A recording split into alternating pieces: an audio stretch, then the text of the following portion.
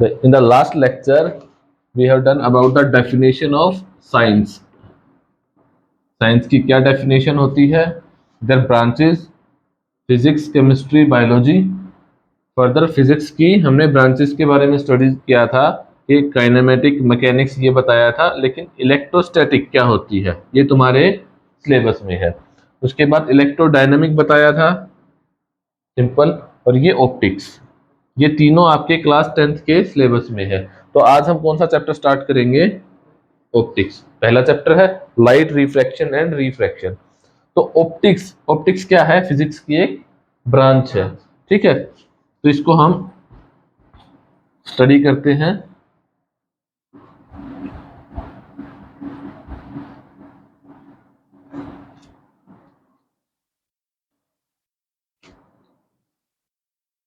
अभी हमने देखा था ऑप्टिक्स क्या है?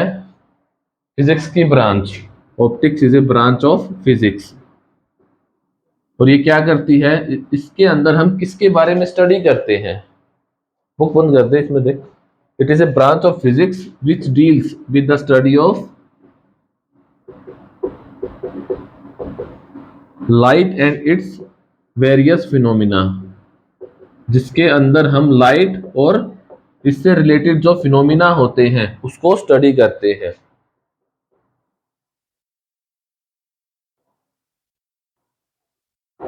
अब ये फिनोमिना क्या होता है बताओ?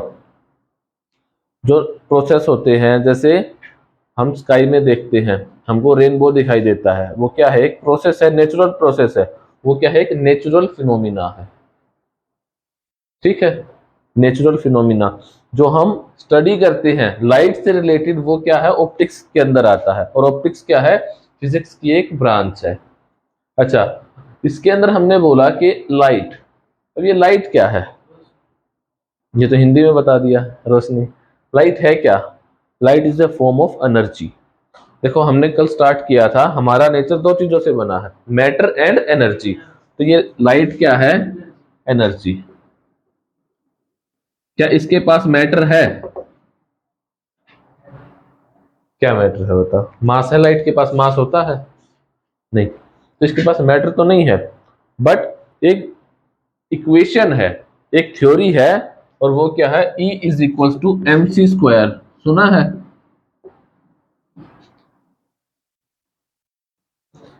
E का मतलब है एनर्जी, M का मतलब है मास, और C का मतलब है स्पीड। और ये स्पीड किसकी है? लाइट की। और ये रिलेशन हमको ये बताता है कि एनर्जी से हम मास बना सकते हैं, मास से हम एनर्जी बना सकते हैं। Energy and mass are interconvertible. Energy and mass both are interconvertible. कैसे? इसका एग्जाम्पल क्या हो सकता है बताओ? एनर्जी को मास में कन्वर्ट कर सकते हैं, इसका एग्जाम्पल क्या है? तो जब हमने कल स्टार्ट किया था, तब हमने बोला था मैटर है जिसकी एक प्रॉपर्टी होती है चार्ज, राइट। चार्ज किसके ऊपर होता है? इलेक्ट्रॉन के ऊपर। नाम सुना इलेक्ट्रॉन? अच्छा, इलेक्ट्रॉन के पास मास होता है, कितना होता है? 9.1 इंटू 10⁻⁻31 kg। ये सबसे छोटा पार्टिकल होता है, ठीक है। अच्छा भाई, जिसके पास चार्ज होगा उसके पास मास भी होगा, राइट। अब हमारा जो ये फैन चल रहा है, ये किससे चल रहा है? एनर्जी, मतलब इसके पास एनर्जी है, और एनर्जी कहां से? चार्ज से। इसका मतलब चार्ज है यहाँ पे। अब सन से जो लाइट आ रही है, क्या हम उस लाइट से भी इसको घुमा सकते हैं? घुमा सकते हैं। इसका मतलब उस एनर्जी से हमने इसको घुमाया, लेकिन ये घूमता किससे है? चार्ज से। अब सन से जो लाइट आई, उसने इसको घुमाया, इसका मतलब उसमें से चार्ज आया, राइट। लेकिन हमारे पास तो एनर्जी आई थी, और ये घूमेगा किससे? मास, क्योंकि इसके पास चार्ज होना चाहिए। ये बात समझ में आ रही है? तो एनर्जी से हमने क्या किया? मास कन्वर्ट किया। एनर्जी को किस में कन्वर्ट कर दिया? मास में कन्वर्ट कर दिया। और वो कैसे किया? By the use of solar panel. जो सोलर पैनल लगते हैं ना, वो क्या करते हैं, एनर्जी को स्टोर कर लेते हैं। अब जैसे ये सोलर पैनल है, इसके ऊपर ग्लास है, ऊपर से जो सनलाइट आई उसके पास एनर्जी है, वो इसके ऊपर गिरी। इसके अंदर छोटे छोटे डायोड होते हैं, अब मान के चलो चिप टाइप होते हैं। लाइट उस पर गिरेगी, एनर्जी उस पर गई। अब वो एनर्जी को क्या करेगा, सोख लेगा। सोख लेगा तो भाई, फॉर एग्जाम्पल आपके पास नमक है और या चीनी है, उसके अंदर आप पानी डालोगे तो वो क्या करेगा, उसको सोख लेगा। सोख लेगा तो हैवी हो जाएगा, मतलब उसका मास बढ़ गया ना। इसी तरह से एनर्जी आई और वो क्या कर रहा है, इसका मास बढ़ा रहा है। मास बढ़ेगा तो चार्ज बन जाएगा। तो जो ये रिलेशन है E is equal to M C square, वो क्या है, एनर्जी और मास एक दूसरे में कन्वर्ट हो सकते हैं। इसी तरह से जब हमारे पास एक बॉम्ब होता है, पटाखे बजाते हैं हम दिवाली में या कहीं भी, जब हम उसको जलाते हैं तो पहले उसके पास क्या होता है, सिर्फ मास होता है, क्या एनर्जी होती है, नहीं। लेकिन जैसे ही वो फटता है तो लाइट भी निकलती है, साउंड भी निकलता है। मास किस में कन्वर्ट हुआ, लाइट और एनर्जी के अंदर। लाइट भी एनर्जी है, मास एनर्जी में कन्वर्ट होता है और एनर्जी मास के अंदर। और ये रिलेशन किसने दिया था, एक फेमस साइंटिस्ट थे, आइंस्टीन। नाम सुना है आइंस्टीन का, साइंटिस्ट। इन्होंने ये रिलेशन दिया था और इस रिलेशन का नाम क्या है, थ्योरी ऑफ रिलेटिविटी। ठीक है। इससे आइंस्टीन बहुत ज्यादा फेमस हुए, बट नोबेल प्राइज नहीं मिला। नोबेल प्राइज नहीं मिला। नोबेल प्राइज क्या होता है, साइंस के अंदर या किसी भी स्ट्रीम के अंदर कोई अचीवमेंट होती है, जो बहुत अच्छी अचीवमेंट होती है, एक डिस्कवरी होती है, उससे नोबेल प्राइज मिलता है और साल में एक बार मिलता है। ठीक है। अच्छा भाई, ये सारा तुम्हारे सिलेबस से बाहर है। हमारा क्या है, लाइट। ये है, लाइट के पास क्या होती है, एनर्जी होती है, हमें ये पढ़ना है। अब एनर्जी से हम क्या कर सकते हैं, काम कर सकते हैं। अच्छा, जो ये लाइट आती है, ये क्या करती है, कुछ फिनोमिना शो करती है।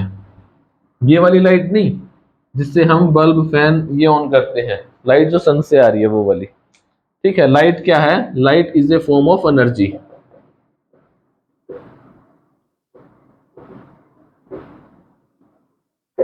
अच्छा भाई, जब इस लाइट को हम किसी मिरर के ऊपर गिराते हैं तो वो क्या करता है, इस लाइट को रिफ्लेक्ट कर देता है। जैसे ये मिरर है, इसके ऊपर हमने लाइट को ऐसे गिराया तो लाइट इस पे स्ट्राइक करेगी, ऐसे आगे। ये प्रोसेस है, इस प्रोसेस का नाम क्या है, reflection.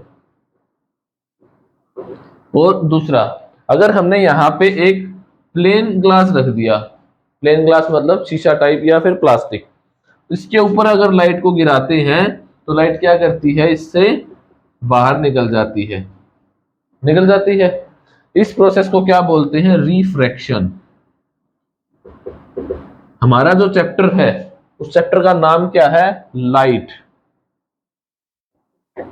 Refraction, reflection and refraction. ठीक है भाई, हमने लाइट के बारे में स्टडी किया। लाइट क्या है, फॉर्म ऑफ एनर्जी। जो एनर्जी, जो लाइट जो फिनोमेना शो करती है, उनका नाम क्या है, रिफ्लेक्शन एंड रिफ्रैक्शन। ये बहुत सारे शो करती है। इसके बाद क्या आता है, डिस्पर्जन, लाइट को फैला देना। ठीक है। प्रिज्म, प्रिज्म देखा है क्लास में, लैब में, इस तरह का। इसके ऊपर लाइट को गिराते हैं तो ये क्या करता है, इस लाइट को 7 कलर के अंदर स्प्लिट कर देता है। इस प्रोसेस को बोलते हैं डिस्पर्जन। ठीक है। और ये क्या बनाता है, विबग्योर। जो हमारा इंद्रधनुष का रंग होता है ना, वही बनाता है प्रिज्म। उसको हम लैब के अंदर स्टडी कर सकते हैं। हाँ, violet, indigo, blue, green, yellow, orange and red, ये इसका पैटर्न है, इसका सीक्वेंस है। ठीक है। अच्छा भाई, हमें अभी फिलहाल क्या पढ़ना है, रिफ्लेक्शन एंड रिफ्रैक्शन। इसको पढ़ने से पहले हम क्या करेंगे, कुछ टर्म्स का यूज करेंगे, कुछ डेफिनेशन है जिसका हमें बार बार यूज करना है। ठीक है, पहले इसको नोट करो।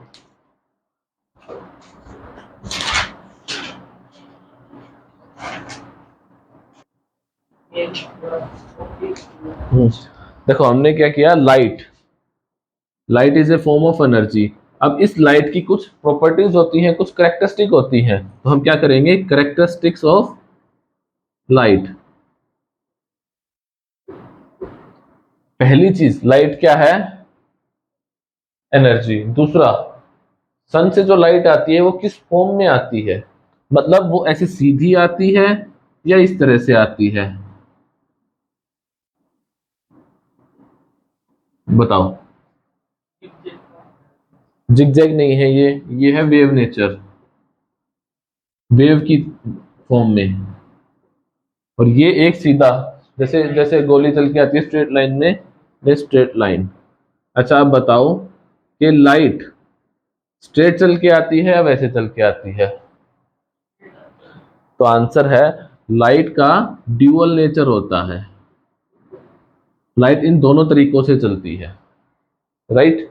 अगर लाइट ऐसे सीधी चलती, तो जो ये वाला कमरा है, इस कमरे में बिल्कुल अंधेरा होना चाहिए था, लाइट ऐसे सीधी जाती ना, तो यहाँ से जो लाइट आई सीधी, ऐसे सीधी दिखनी चाहिए थी।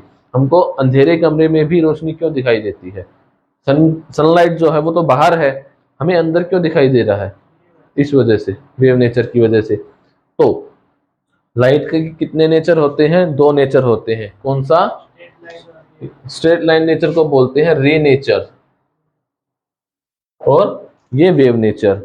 अच्छा भाई, लेकिन हमें पता कैसे चलेगा, तो जब हमें जिस फिनोमिना को स्टडी करना है हम वो वाला नेचर लेंगे। अभी हमें कौन सा स्टडी करना है, रिफ्रैक्शन एंड रिफ्लेक्शन, वो किस में आता है, रे नेचर के अंदर। अब रे क्या होती है, जो मान लिया ये सन है, यहां से हर डायरेक्शन में लाइट निकलेगी, राइट। अब यहां से अगर एक लाइट निकल के आई है, इस अकेली लाइट को बोलेंगे रे। अगर यहां से बहुत सारी लाइटें निकल के आ रही हैं, ऐसे बंडल बना रही है, बंडल या फिर बंच बोलते हैं, बंच ऑफ लाइट या फिर बंडल ऑफ लाइट, इसको क्या बोलोगे आप, बीम, क्या बोलोगे, बीम ऑफ लाइट। तो ये जो डेफिनेशन है रे एंड बीम, ये आपकी यूज होती है, एक रे आ रही है, एक बीम आ रही है, ठीक है। रे क्या होती है, सिंगल होती है, बीम के अंदर एक से ज्यादा होती है।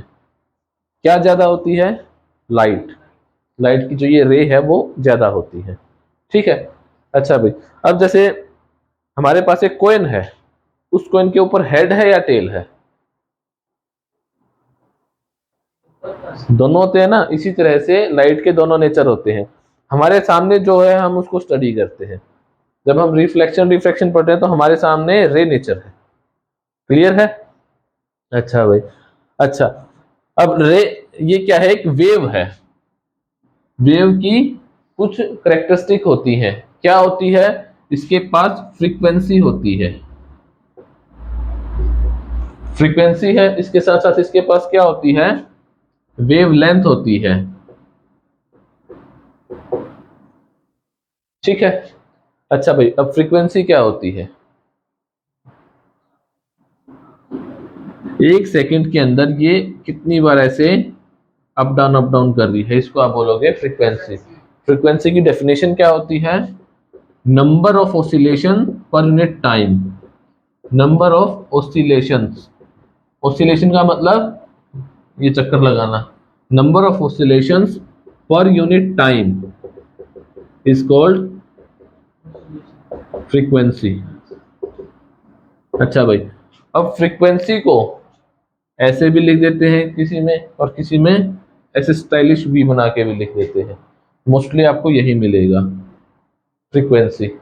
अच्छा, फ्रीक्वेंसी की यूनिट क्या होती है, देखो कोई भी चीज पढ़ रहे हो, कोई फिजिकल क्वांटिटी पढ़ रहे हो, उसकी यूनिट आपको पता होनी चाहिए। जैसे मास को किस में नापोगे, बताओ। हाँ, मास को आप नापोगे किलोग्राम के अंदर, टाइम को सेकंड के अंदर, इसी तरह से फ्रीक्वेंसी को किस में नापोगे, तो फ्रीक्वेंसी का फॉर्मूला क्या हुआ, frequency is equals to number of oscillations per unit time. अच्छा भाई, ये तो नंबर है, एक हो सकता है, दो हो सकता है, 10 हो सकता है, 100 हो सकता है, नंबर तो कुछ भी हो सकता है। नंबर को किसी में नाप सकते हो? नहीं, वो तो नंबर हो गया। टाइम को किस में नापते हो? सेकंड में। तो फ्रीक्वेंसी की यूनिट क्या हो गई? 1/सेकंड, या फिर इसको आप लिख सकते हो सेकंड इनवर्स। दूसरा इसकी यूनिट क्या होती है? Hertz, HERTZ, hertz. नाम सुना है? साइंटिस्ट का नाम है, हर्ट्ज एक्सपेरिमेंट, वो आगे आएगा। ठीक है, ये फ्रीक्वेंसी है। ये किसकी करेक्टरिस्टिक किसकी है? तो ये लाइट, कहाँ गई ये लाइट? इस लाइट की करेक्टरिस्टिक है कि लाइट के पास फ्रीक्वेंसी भी होती है, लाइट के पास वेवलेंथ भी होती है। दूसरा, लाइट के पास स्पीड होती है। क्या लाइट के पास स्पीड होती है? सनराइज होता है जब, तो वो कितनी देर में रोशनी यहाँ पे पहुंच जाती है? स्पीड होगी तभी तो आएगा। कितनी स्पीड होती है? तो आंसर है, अभी लिखा था मैंने यहाँ पे, speed of light is equals to 3 × 10⁸ metre per second. ये मीटर पर सेकंड इस स्पीड की यूनिट है, और जो ये 3 × 10⁸ ये न्यूमेरिकल वैल्यू है। कितनी होगी ये? 1 2 3 4 5 6 7 8, कितना हो गया? इतने मीटर पर सेकंड इस स्पीड से चल के आती है लाइट। ठीक है, इस स्पीड से चल के आती है। अच्छा, अब लाइट कहां से चल के आती है? सन से लेके अर्थ तक, तो इसके बीच में क्या है? स्पेस, स्पेस है। अच्छा, अर्थ की लेयर है, ट्रोपोस्फियर है, स्ट्रेटोस्फियर है, ये है। उसके अंदर क्या है? एयर है, गैसेस हैं। अच्छा, ये गैसेस या फिर जो ये चीज है बीच में स्पेस है, इसको क्या बोलते हैं? मीडियम। क्या बोलते हैं? मीडियम। तो लाइट कहां से चल के आती है? सोर्स से। ये सन क्या है? सोर्स, क्योंकि लाइट को इसने प्रोड्यूस किया। सोर्स प्रोड्यूस करता है, पहुंचती कहां पे है? अर्थ के ऊपर, लेकिन चल के कहां से आती है? मीडियम में से। हाँ, मान लिया यहां से चला और यहाँ पे पहुंचना है, इनके बीच, इसके बीच की जो जगह होगी ये मीडियम होगी, क्योंकि इसमें से चल के आ रही है। अच्छा, अब ये मीडियम कितने टाइप का होता है? ये मीडियम 3 टाइप का होता है। पहला ट्रांसपेरेंट, दूसरा ट्रांसल्यूसेंट, और तीसरा ओपेक। क्या हिंदी में मतलब पता है इनके क्या होते हैं? ट्रांसपेरेंट का मतलब पारदर्शी, जैसे है। हाँ, ट्रांसल्यूसेंट, ट्रांसल्यूसेंट होता है ग्लास टाइप, मतलब आपको ये दिखेगा कि हाँ इसके पीछे चीजें हैं, चल रही हैं, लेकिन आपको क्लियर दिखाई नहीं देगा। फॉर एग्जाम्पल, रुको एक सेकेंड, अभी नहीं है मेरे पास, दिखाऊंगा। ट्रांसल्यूसेंट। और ओपेक कैसा होता है? ओपेक होता है बिल्कुल जैसे ये बुक है, अगर लाइट को इसके ऊपर गिराएंगे तो आगे नहीं जाएगी लाइट, ये ओपेक हो गया। ठीक है, ये 3 तरह के मीडियम होते हैं, लाइट इनमें से चल के आती है। ठीक है भाई, ये चीज समझ में आई? अच्छा, लाइट जब एक मीडियम से दूसरे मीडियम में जाती है, तो इन तीनों में से क्या चेंज होगा? हाँ, अच्छा, देख, स्पीड ऑफ लाइट ये किस में होती है? स्पेस के अंदर, इतनी। जो एयर है, एयर के अंदर ये होती इतनी है, अप्रोक्सीमेट इक्वल्स टू 2.8 या 2.98, 2.98 इंटू 10⁸ मीटर पर सेकेंड।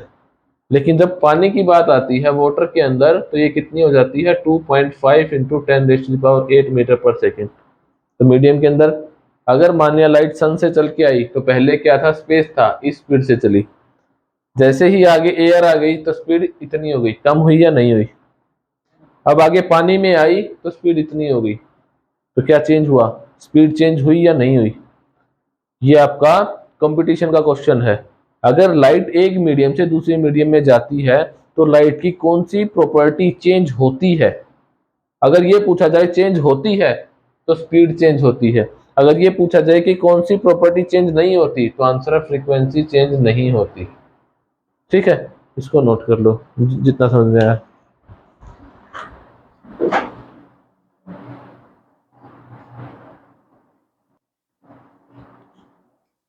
देखो भाई, अभी हमने क्या क्या कर लिया, मीडियम और मीडियम के type, transparent, translucent and opaque, right. अच्छा भाई, अब मान लिया देखो ये लाइट यहां से चल के आ रही है या फिर किसी एंगल पे चल के आ रही है ऐसे, और इसके आगे मैंने एक एक सरफेस लगा दी। अब ये सरफेस कैसी है, रिफ्लेक्टिंग है या रिफ्रैक्टिंग है? मिरर तो बोला ही नहीं मैंने बोला सरफेस लगा दी। अब ये सरफेस कैसी है, रिफ्लेक्टिंग है या रिफ्रैक्टिंग है? देखो अभी मैंने इस पे स्पेसिफाई नहीं किया। अगर देखो लाइट इस पे यहां से ऐसे जा रही है, इस पे स्ट्राइक करके इसी मीडियम में वापस आ जाती है, इस प्रोसेस को क्या बोलते हैं, रिफ्लेक्शन। ठीक है, और रिफ्लेक्शन तब होगा जब इसके पीछे एक पॉलिश्ड सरफेस हो। मैंने बोला इसके पीछे पॉलिश्ड सरफेस हो, क्या ये कंपलसरी है कि पॉलिश ही होनी चाहिए? बिना पॉलिश के भी ये हो सकता है कि नहीं हो सकता? तो आंसर है हो सकता है। कैसे? चश्मा दिखा तेरा,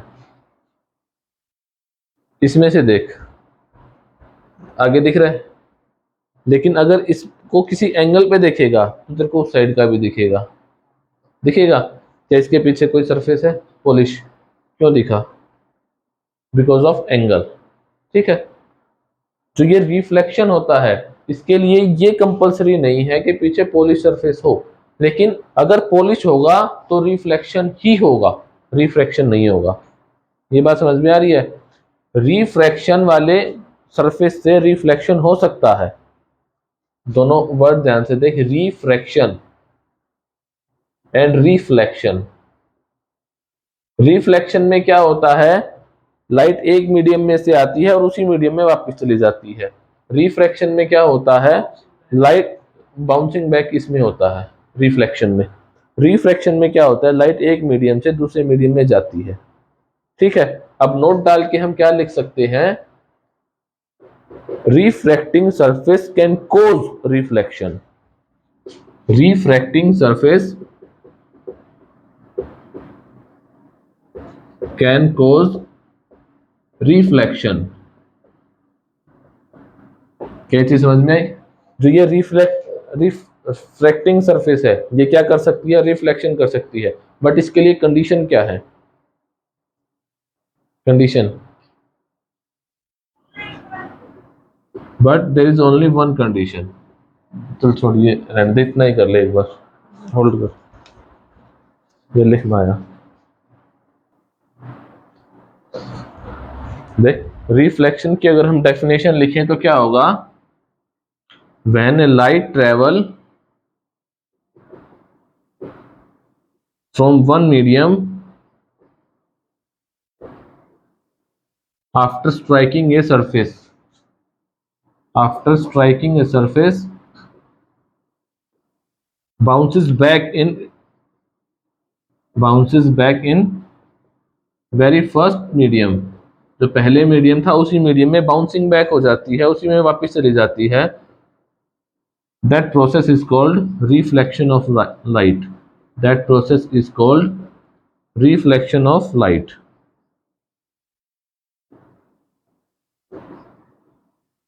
ठीक है, अगर हम रिफ्रैक्शन देखें तो रिफ्रैक्शन के अंदर क्या होगा, वैसे तो हमें ये बाद में करना चाहिए, बस डेफिनेशन बता रहा हूं। When A light travel from one medium, when a light travels from one medium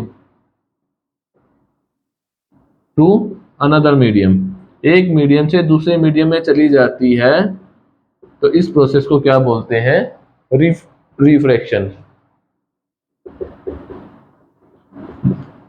this process is called refraction.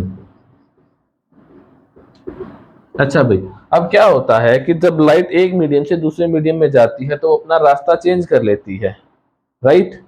क्या ये कंपलसरी है कि लाइट अपना रास्ता चेंज करेगी? बताओ। नो, कंपलसरी नहीं है। अगर हम मान लिया ये हमारे पास एक कंटेनर है, ठीक है, या फिर कोई भी सरफेस है, इसके ऊपर हमने यहाँ पे एक सरफेस रख दी, ठीक है। अब देख, ये कैसी मीडियम है? ट्रांसपेरेंट सरफेस है।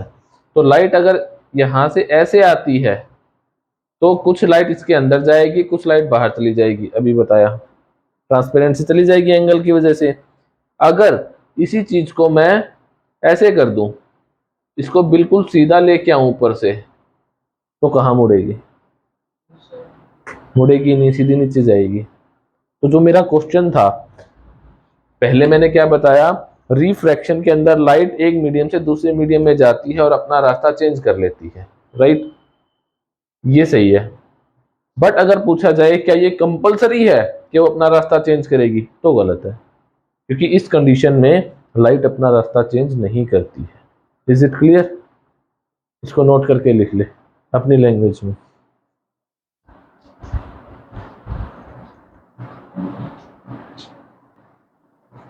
अब इसके बाद देखो हमने क्या किया, इसमें बार बार एक चीज यूज हो रही है, मीडियम। मीडियम, मीडियम, ये मीडियम क्या होता है? जिसमें से लाइट चल के आती है। अब हमारे जो सिलेबस में है, इस मीडियम को दो कैटेगरी में डिवाइड किया गया है। कौन सा कौन सा? देख, ट्रांसपेरेंट, ट्रांसल्यूसेंट और ओपेक, ये तो मीडियम के टाइप हो गए। लेकिन जो ट्रांसपेरेंट मीडियम है उसी में से तो लाइट चल के आएगी, यस और नो? अब ट्रांसपेरेंट मीडियम को दो कैटेगरी में डिवाइड कर दिया। कौन सा है? ट्रांसपेरेंट मीडियम हो गया पहली चीज, ये वाला, ठीक है। अब इसको दो कैटेगरी में डिवाइड कर दिया। पहला क्या है? Rarer medium. दूसरा क्या है?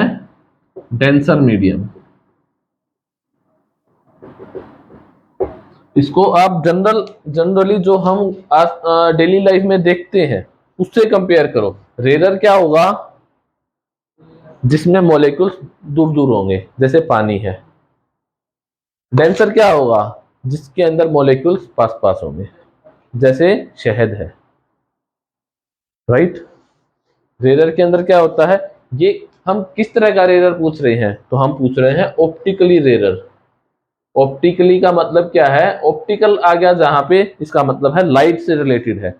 लाइट के लिए रेरर मीडियम कौन सा है? एयर। एयर से रेरर कोई नहीं होगा।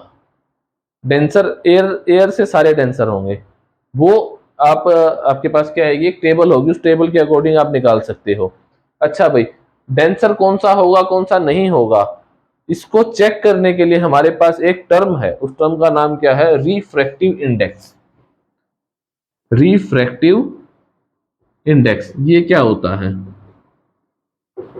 नाम सुना है? क्लास में चल रहा है चैप्टर रिफ्रैक्टिव इंडेक्स, नाम सुना है? अच्छा, बाकी सारी चीज छोड़, इंडेक्स का मतलब क्या होता है? इंडेक्स का मतलब होता है कि हम किसी क्वांटिटी को सेम क्वांटिटी से कंपेयर कर रहे हैं, ठीक है। इसका मतलब ये होता है रिफ्रैक्टिव इंडेक्स। रिफ्रैक्टिव का मतलब लाइट कितना बेंड करेगी। Is it clear? अच्छा, इसको किससे लिखते हैं हम? इसको हम इससे लिखते हैं, दिस।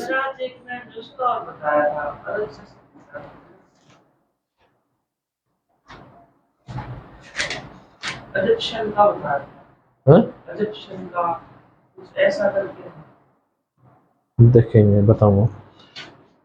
इस साइन को क्या बोलते हैं? Refractive index. लेकिन कंपलसरी नहीं है कि यही हो, किसी बुक में इसको एन से भी लिख देते हैं। तो अगर आप बुक के अंदर या नोटबुक में आप क्वेश्चन आपका आया हुआ है, पेपर में लिख रहे हो, तो आप डिफाइन करोगे दिस इज क्या है? Refractive index. आप इससे भी शो कर सकते हो, आप इससे भी शो कर सकते हो, लेकिन दोनों को आपको क्या करना पड़ेगा? नोटिफाई करना पड़ेगा कि ये रिफ्रैक्टिव इंडेक्स है, ये रिफ्रैक्टिव इंडेक्स है। एन से तो आप कुछ भी शो कर सकते हो, बहुत चीजों में इस चीज का यूज होता है, लेकिन आपको नोटिफाई करना पड़ेगा। अच्छा, अब अगर आपसे पूछा जाए कि रिफ्रैक्टिव इंडेक्स की डेफिनेशन क्या होती है, तो क्या बोलोगे?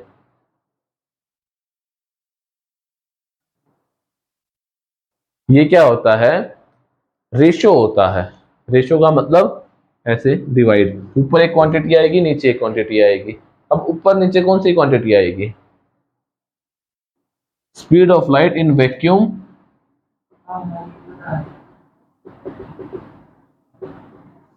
To the speed of light in medium, medium के अंदर। ठीक है। अच्छा भाई, ये चीज समझ में आई।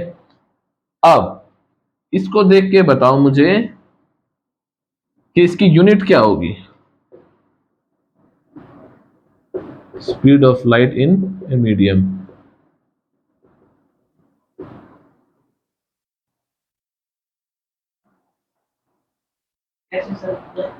इस चीज को देख के बताओ कि यूनिट क्या होगी।